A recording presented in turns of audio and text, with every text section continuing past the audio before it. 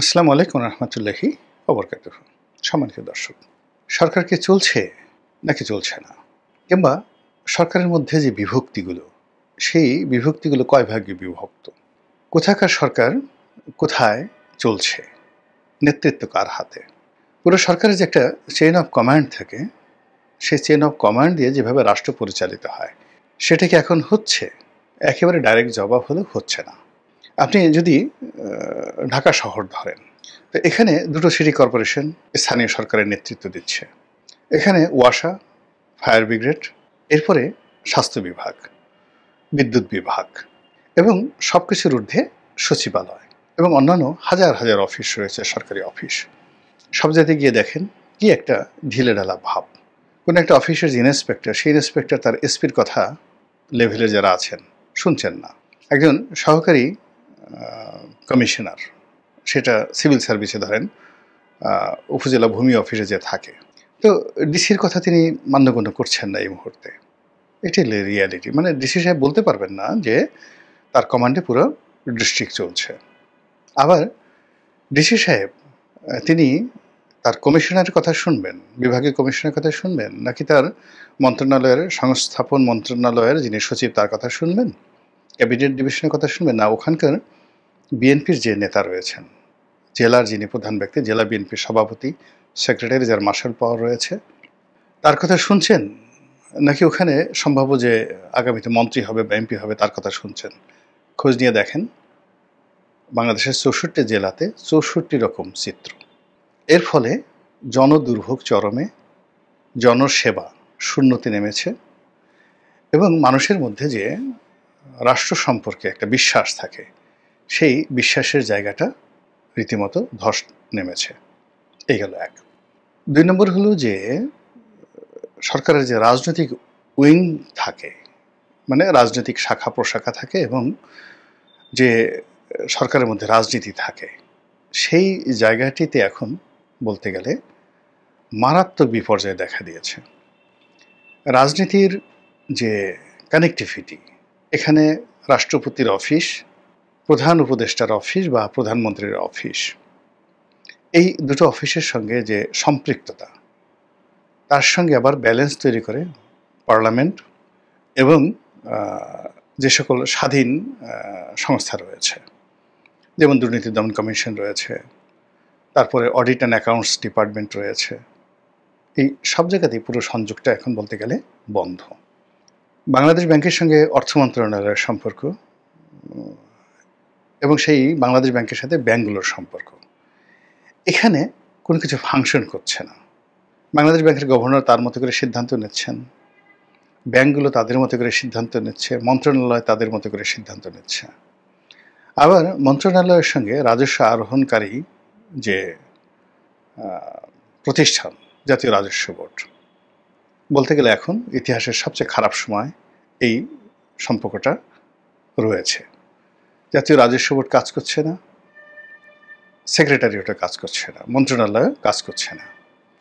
আবার জাতীয় রাজস্ব বোর্ডের সাথে সম্পৃক্ত যে সকল শুল্ক স্টেশনগুলো রয়েছে, Chattogram custom house, Benapole custom house, যেখান থেকে প্রচুর রেভিনিউ আসে, গিয়ে দেখুন কাজকর্ম নেই, ঢিলা ঢালা একটা ভাব।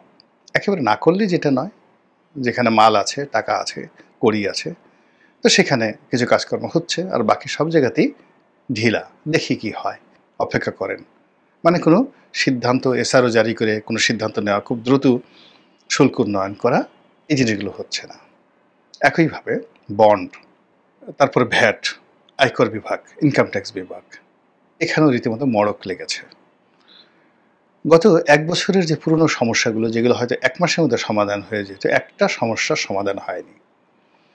যেখানে কমিশনার দিতে পারেন, যেখানে জাতীয় রাজস্ব বোর্ডের মেম্বার দিতে পারেন, যেখানে চেয়ারম্যান সাহেব দিতে পারেন, যেখানে অ্যাপিলেট ট্রাইব্যুনাল রয়েছে সেটা দিতে পারেন। আবার অ্যাপিলেট ট্রাইব্যুনাল থেকে কোনো কোনো সিদ্ধান্ত তারা দিতে পারেন না, সেটা হাইকোর্টে আসবে। গত ১০ মাসে এরকম একটা সিঙ্গেল সিদ্ধান্ত হয়নি। যেমন ধরেন বন্ডের একজন কর্মকর্তা যাওয়ার সময় তিনি একটা সিদ্ধান্ত দিয়ে গেছেন যে এই প্রতিষ্ঠানে ১০ কোটি টাকা জরিমানা পড়ে আছে। এইভাবে সে প্রতিষ্ঠানও কাজ করতে পারছে না, সেই সিদ্ধান্তে কেউ হাতও লাগাচ্ছে না। ধরেন অ্যাফিলিয়েট ডিভিশনে একটা সিদ্ধান্ত কয়েকবার দেখেন ওই যে ছাগল মতিউর থেকে ওটার চেয়ারম্যান ছিল। তো সেই ছাগল মতিউর যেটা ট্রাইব্যুনাল ছিল জাতীয় রাজস্ব বোর্ডের, যেখানে ভ্যাট, তারপর শেষে কর, কাস্টমস, এই সিদ্ধান্তগুলো সেখানে সর্বোচ্চ আপিল আদালত এবং ওখান থেকে পরে হাইকোর্টে আসে।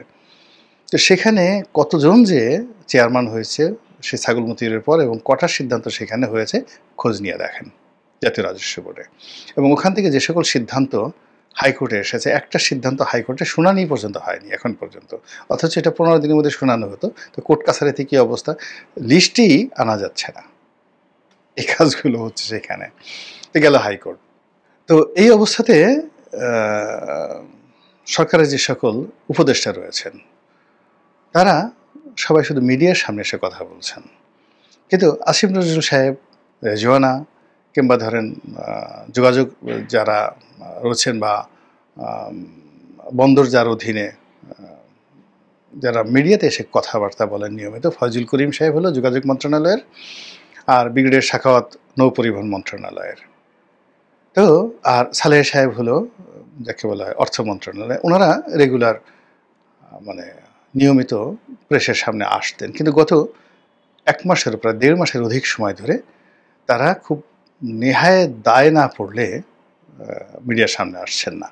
এবং এর মধ্যে অনেকগুলো ঘটনা ঘটেছে। রেজওয়ানার উনি গিয়ে বেশ কয়েকবার ওই নলিতাবাড়ি, টাঙ্গাইলের বোধহয় টাঙ্গাইল বা শেরপুরের নলিতাবাড়ির দিকে তিনি একবার ঘেরাওয়ের শিকার হলেন এবং তার গাড়ি ঘেরাও করলো এবং সেখানে খুব বিশ্রী একটা অবস্থা তৈরি হয়েছে। এরপর তিনি সিলেটে গেলেন, সিলেটের যে ভোলাগঞ্জ, তো সে ভোলাগঞ্জে তিনি এবং তার সঙ্গে ছিলেন যোগাযোগ উপদেষ্টা ফয়জুল করিম, তারা দুজনই সেখানে ঘেরাওয়ের শিকার হলেন। আর তিনি যদি এই মুহূর্তে কক্সবাজারে যান, উখিয়া যান কিংবা সেন্ট মার্টিন যান, কী যে হবে আল্লাহ জানে আর কি। এই গেল অবস্থা। তো আসিফ মোহাম্মদ সজীব ভুঁইয়ার এবং ডক্টর আসিফ নজরুল তারা বেশ একটা প্রীতি ফুটবল ম্যাচ খেললেন হাফ প্যান্ট পরে, এবং এটা এখন গুরুত্বপূর্ণ ভাইরাল দৃশ্য। ডক্টর মোহাম্মদ ইউনূস কাজকর্ম বাদ দিয়ে তিনি লন্ডনে গেলেন রাজার কাছ থেকে পুরস্কার আনার জন্য, এটাই এখন খবর। তিনি বাংলাদেশে কোনো গুরুত্বপূর্ণ সিদ্ধান্ত নিয়েছেন, পরিবর্তন করেছেন, ভালো কিছু করেছেন, মন্দ কিছু করেছেন, কিছুই না। তিনি পুরস্কার শুধু নিয়েই যাচ্ছেন। বক্তৃতা শুধু তিনি সেখানে চ্যাথাম হাউজে বক্তব্য দিলেন, লন্ডনে গিয়ে ইম্পেরিয়াল হোটেলে ছিলেন, সেখানে গিয়ে সেই জাপানের যারা তাকে আমন্ত্রণ করেছিল সেখানে নিক্কি গ্রুপ বোধ হয়, তো তারা যে তাদের যেটা পত্রিকা আছে সেই পত্রিকায় তিনি সাক্ষাৎকার দিলেন। টোকিও টিভির সঙ্গে ওদের সাক্ষাৎকার দিয়েছেন কিনা জানি না। ওখানে আমরা যখন গেছিলাম রাষ্ট্রীয় অতিথি হিসেবে, আমাদের এরকম নিপ্পন টিভি, তারপর শেষে টোকিও টিভি, এরপরে ওখানে আরও কয়েকটি পত্রিকা আছে, এরা এই বাংলাদেশ থেকে গেলে সাক্ষাৎকার নিতে আসে। আমি ক্ষুদ্র মানুষ, আমারও সাক্ষাৎকার নিয়েছে সেখানে, তো ওনারও নিয়েছে, সেই সাক্ষাৎগুলো সেখানে নিয়েছেন। আমেরিকাতে গেলে ভয় যাবে আমেরিকা বাংলা বিভাগ একটা সাক্ষাৎকার নেয়, আমারও নিয়েছে, ওনারও হয়তো আমেরিকা গেলে নিবে। ইংল্যান্ডে গেলে বিবিসি একটা সাক্ষাৎকার নেয়, এটা স্বাভাবিক। আর অন্যান্য ছোটো ছোটো ইউটিউবার এখন তো বলতে গেলে হয়ে গেছে। তো সেই কাজগুলো লাইমলাইটে আসছে। উনি রাজার ওখানে গিয়ে এলেন, কী খেলেন, কী খেলেন না, কিভাবে দাঁড়ালেন, কিভাবে হ্যান্ডশেক করলেন, ইত্যাদি নিয়ে মানুষ ট্রল করছে। কিন্তু দেশের কী উপকার হলো সেগুলো নিয়ে কোনো কথাবার্তা হচ্ছে না। তিনি হোটেলে তার রুম ভাড়া কত, কতদিন থাকলেন, তারপর শেষে টোটাল বিল কত দিলেন, তার রুমের ভাড়া কত দিলেন, হোটেলের মেনুতে কী ছিল, ব্রেকফাস্টে কী ছিল, সেখানে সব কিছু মানে আলোচনা সমালোচনার পাশাপাশি বেশি আলোচিত হচ্ছে তারেক রহমান সাহেবের সাথে বৈঠকে তিনি কী করলেন, কিভাবে হাত ধরলেন, কিভাবে হাত ঝাঁকালেন, তারপরে শেষে কীভাবে হাসলেন, ইত্যাদি ইত্যাদি নিয়ে। মানে এগুলো সব খাজুরি আলাপ। তো যখন মূল আলাপ না থাকে তখন খাজুরি আলাপ হয়, যখন কোনো কাজ না থাকে তখন কি করেন, নেই কাজ তো খই ভাস। তো বাংলাদেশের সরকারের একজন প্রধানমন্ত্রীর অফিস, প্রধান উপদেষ্টার অফিস এতটা ব্যস্ত, সেখানে আসলে সকাল থেকে রাত্রি পর্যন্ত যদি কেউ কাজ করে, এখন যে প্রোটোকল রয়েছে তার তো 18 ঘন্টা পরিশ্রম করে তো তিনি ফাইল সরাতে পারবেন না। তার মুখ্য সচিব, প্রধানমন্ত্রীর মুখ্য সচিব, আমরা তো এই রাষ্ট্রের পরিচালনার সঙ্গে সরাসরি 5টি বছর জড়িত ছিলাম। আজ ফয়জুল কবির সাহেব যে মন্ত্রণালয় দেখেছেন, এই মন্ত্রণালয়ের সংসদীয় কমিটির সদস্য হিসেবে আমি পার্লামেন্টারি কমিটির একজন সদস্য হিসেবেই তো আমার মাথায় এক বস্তা ফাইল সবসময় থাকতো।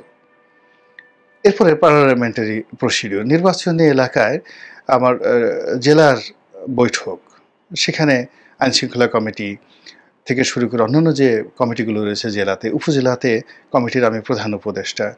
আমি সেই কাজ করে আমার ব্যবসা বাণিজ্য করার পর তারপরে লোকজনের যে সাক্ষাৎকার, প্রতিদিন এলাকাতে তো কমপক্ষে ২,০০০ লোকের সঙ্গে আমার কথা বলতে হতো, সকাল থেকে রাতে ২টো পর্যন্ত।